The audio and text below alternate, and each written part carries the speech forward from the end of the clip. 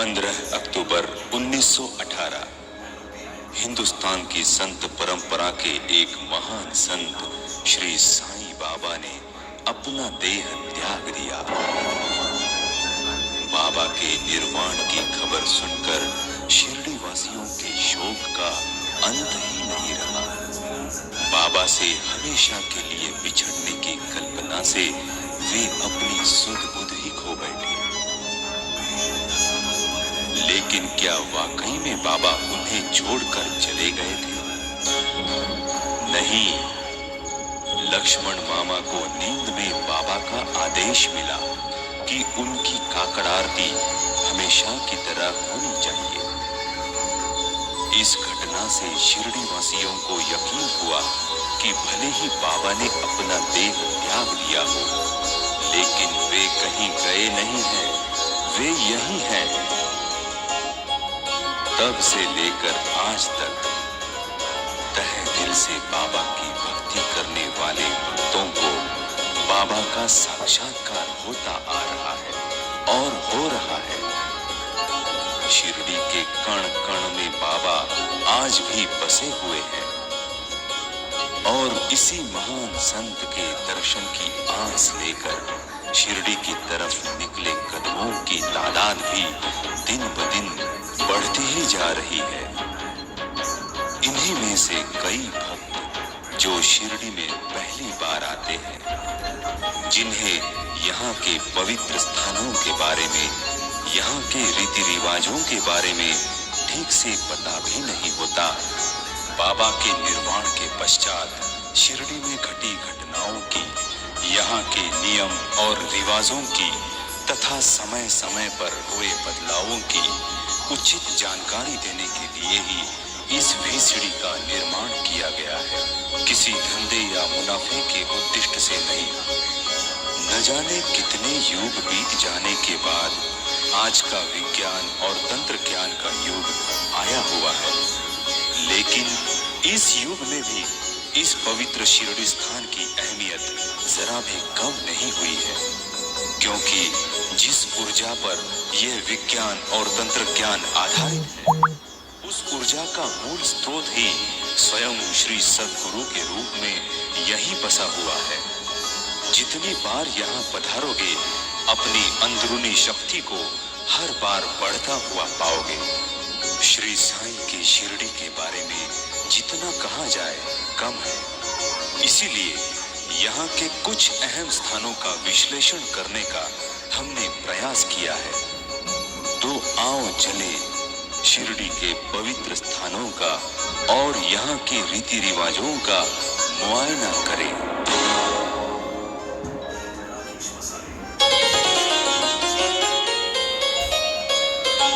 शिरडी की महिमा सुनकर इस पवित्र स्थान पर आने वाले भक्तों की तादाद अब काफी बढ़ चुकी है।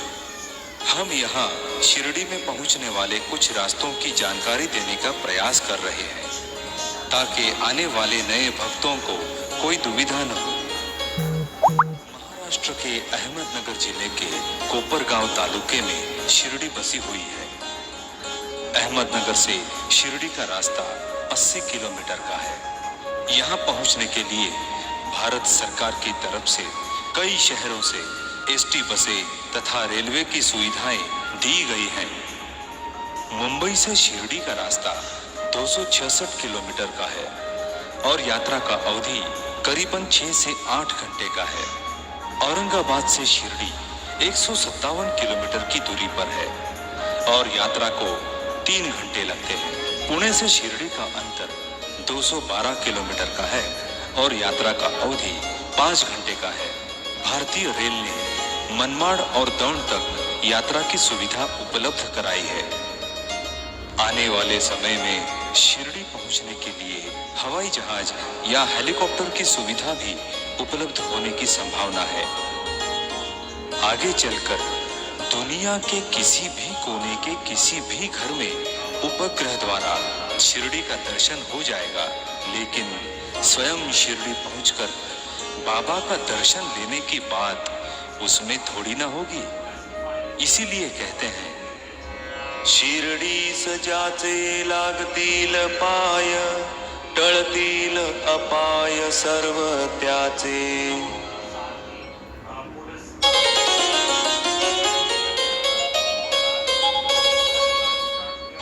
मनुष्य के जीवन में गुरु का स्थान काफी अहम माना गया है। जिस पर गुरु की कृपा हो वो दुनिया की किसी भी शक्ति का मुकाबला कर सकता है। श्री साईं सच्चरित्र के 19वें अध्याय में गुरु की महानता का यथार्थ वर्णन किया गया है। शिरडी के एक व्यक्ति के शरीर में साक्षात खंडोबा का संचार हुआ। उनकी आज्ञानुसार एक जगह खुदाई करने पर जमीन के काफी नीचे एक सुरंग में 4 जलते हुए दीप दिखाई दिए। बाबा से उस बारे में पूछने पर उन्होंने कहा कि ये उनके गुरु का स्थान है। इस स्थान का जतन करो। और फिर आगे चलकर यही स्थान गुरु स्थान के नाम से मशहूर हो गया। सन 1912 के सावन के महीने में यहाँ पादुकाओं की स्थापना की गई। कुछ लोगों के अनुसार बाबा के गुरु सूफी, फकीर या वेंकुशा थे, तो कुछ लोगों का यह भी कहना है कि इसी जगह जमीन के नीचे सुरंग में स्थित अपने गुरु के समाधि के पास बैठकर बाबा ने 12 सालों तक तपस्या की। 19वें अध्याय में बाबा कहते हैं कि गुरु का ध्यान करते वक्त मैं अपनी भूख प्यास सब भूल जाता हूँ। इस गुरु स्थान जैसी महान और पवित्र जगह इस धरती पर शायद ही कहीं होगी। यहाँ गुरु के तेजोमय किरणों की लगातार बारिश हो रही है। उसे अपने मन की आंखों से देखकर उसका आनंद लो। जो जो जयाचा गुरु असावा त्याचेच ठाई दृढ विश्वास वसावा। अन्यत्र तो कोठेही नसावा मनी ठसावा गृहार्थ हा। गुरु स्थान के बारे में स्वयं बाबा ने कहा है कि जो भी हर गुरुवार और शुक्रवार को सूर्यास्त के समय यहाँ पर धूप जलाएगा उसका कल्याण होकर रहेगा। यहाँ आकर बाबा ने अपने गुरु के लिए जो जो किया था उनका स्मरण करो और उनको अपने चाल चलन में लाने की कोशिश करो। और सबसे महत्वपूर्ण संदेश जो स्वयं बाबा ने अपने भक्तों को विशेष रूप से दिया है वो यूं कि जब भी कभी किसी भी भगवान या गुरु का दर्शन करने जाओ तब अपने गुरु का स्मरण करो और दर्शन लो। उस स्थान पर अपने गुरु को अवश्य पाओगे। श्री साईं सच्चरित्र की घोलप स्वामी की कथा इसी बात का प्रमाण है। कोणाची कीर्ती कितीही असो आपुले गुरुची मुळीही नसो। परी स्वगुरु ठाईच विश्वास वसो हाची उपदेश येथिला।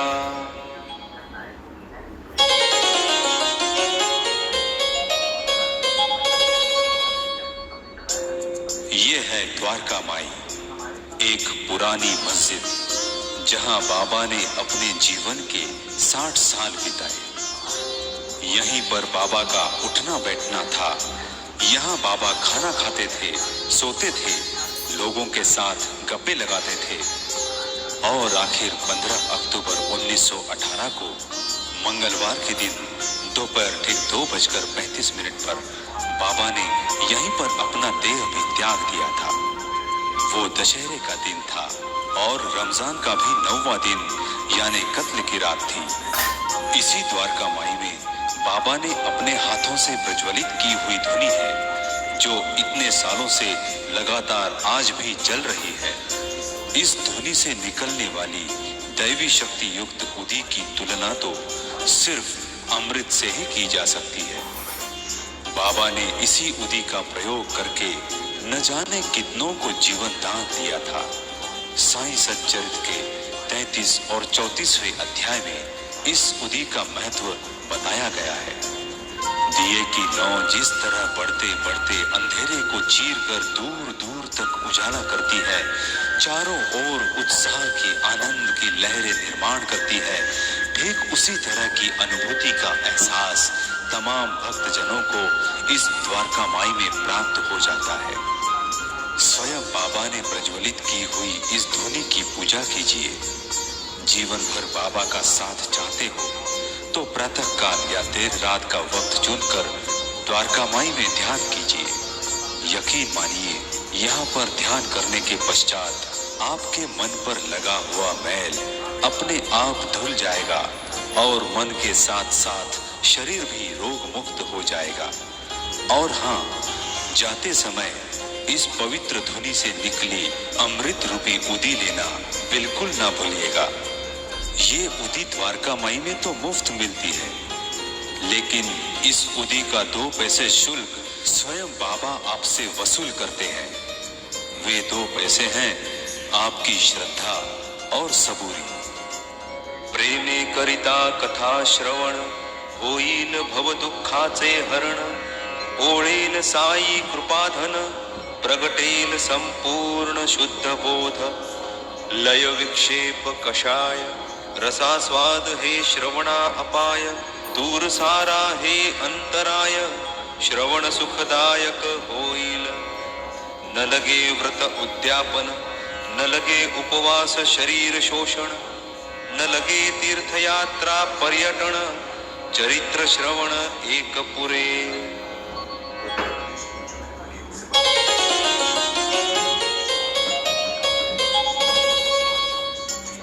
यह है चावड़ी, इंसाफ का मंदिर। बाबा यहाँ न्यायदान किया करते थे और यहीं पर आराम भी फरमाया करते थे। हर दूसरे दिन बाबा चावड़ी में ही सोया करते थे। यह सिलसिला 10 दिसंबर 1909 से शुरू हुआ। रात को बाबा अपनी गठरी खोलते थे और उसमें से 50-60 मांजर पाट के टुकड़े निकालकर उनका बिस्तर बनाते थे।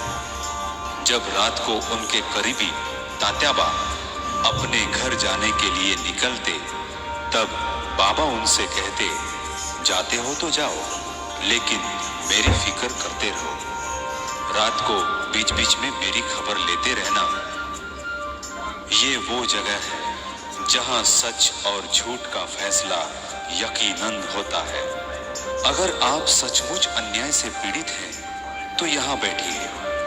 अपने मन को एकाग्र करके तहे दिल से सोचिए कि बाबा आपके सामने बैठे हुए हैं और आपको सुन रहे हैं। फिर अपनी फरियाद आप बाबा को सुनाइए। श्रद्धा और सबूरी रखिए, यकीनन आपको न्याय मिलेगा। मज भजतीचे अनन्यपणे सेविती नित्याभियुक्त मने। तयांचा योगक्षेम चालविणे ब्रीद हे जाणे मी माझे। हेची भगवद्गीता वचन साई म्हणती माना प्रमाण।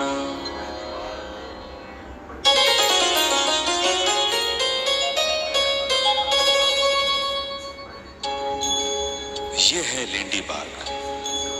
लेंडी बाग जाते समय हमेशा बाबा के साथ उनके करीबी बापू साहेब बुट्टी, नाना साहेब निमोणकर तथा भागोजी शिंदे हुआ करते थे। लेकिन वे तीनों लेंडी बाग के बाहर ही रुकते थे, क्योंकि बाबा के होते हुए लेंडी बाग में प्रवेश करने की किसी को अनुमति नहीं थी। इस जगह का उपयोग बाबा नैसर्गिक विधि तथा योग साधना के लिए किया करते थे। कहते हैं बाबा कभी कभी यहाँ अपनी अतड़ियां निकालकर उन्हें साफ किया करते थे और सुखाने के लिए पेड़ पर लटकाते थे। यहाँ पर एक कुआं भी है। इसी कुएं के पानी से बाबा लेंडी बाग के पेड़ पौधों को पानी दिया करते थे। और यहाँ पर एक नंदा दीप भी है, जो उस वक्त से लेकर आज तक बिना बुझे जल रहा है। यहाँ बैठकर जाप कीजिए, ध्यान लगाइए। किसी भी पीड़ा से मुक्ति पाने के लिए पीपल, नीम और वट वृक्ष की प्रदक्षिणा कीजिए। विश्वी भरले जयाचे मी पण, तयाचाच अंश माझेही मी पण। करावे साई पदी समर्पण, हीच संपूर्ण मम सेवा।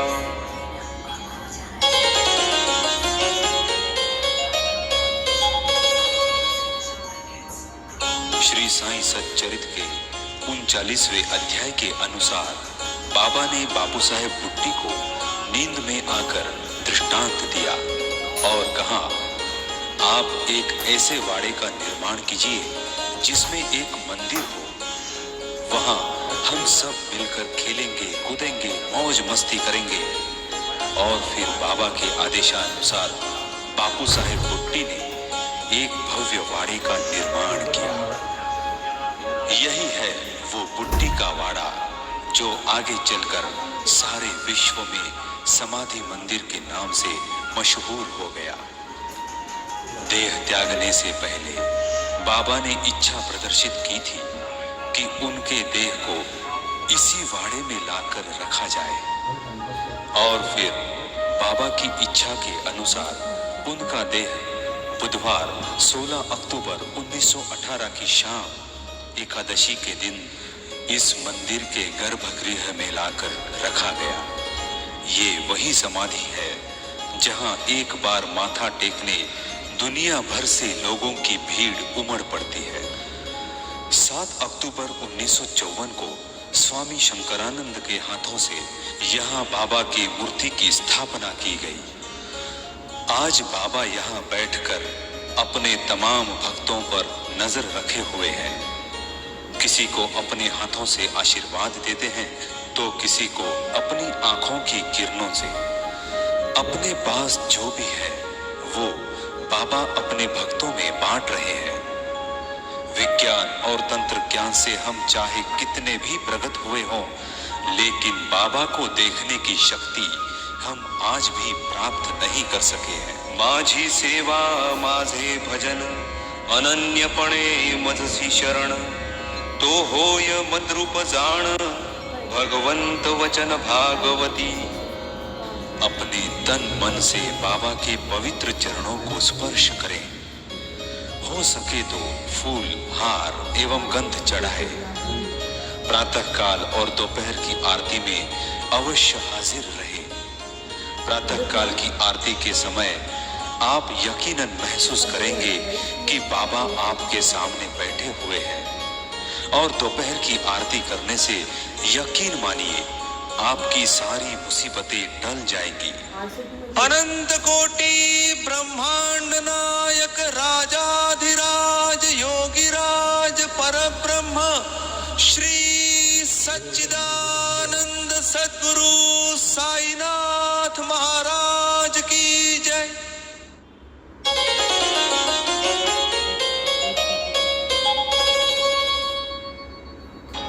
शिरडी के समाधि मंदिर के दैनंदिन कार्यक्रम कुछ इस तरह से होते रहते हैं। सवेरे 5 बजे मंदिर का प्रवेश द्वार भक्तों के लिए खोला जाता है और ठीक 5:15 बजे श्री साईं की काकड़ आरती आरंभ होती है।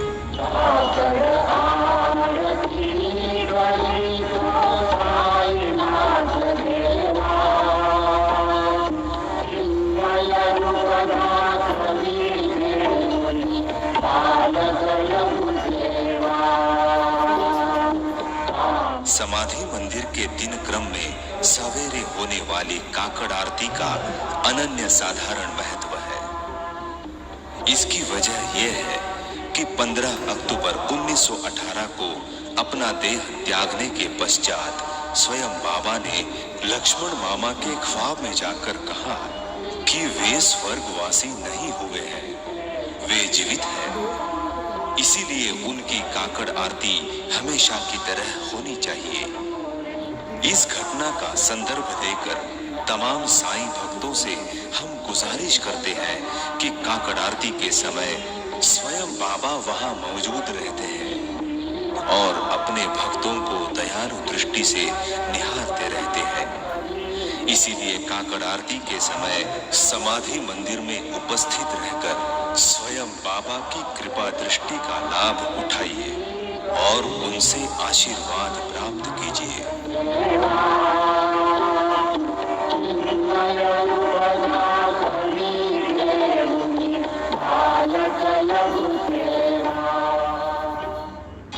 काकड़ आरती समाप्त होने के पश्चात 5:40 पर श्री साईं के मंगल स्नान की तैयारी शुरू हो जाती है।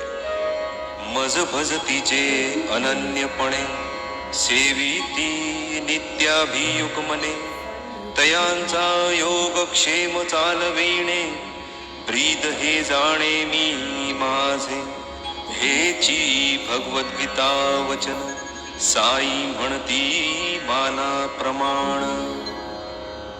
समाधि स्नान के बाद लगभग 6:45 बजे पंढरपुर आरती की जाती है। शिर्डी माझे पंढरपूर साई बाबा रमावर, बाबा रमावर, साई बाबा रमावर, शुद्ध भक्ते चंद्रभागा भाव पुंडलिक जागा, पुंडलिक जागा भाव पुंडलिक जागा।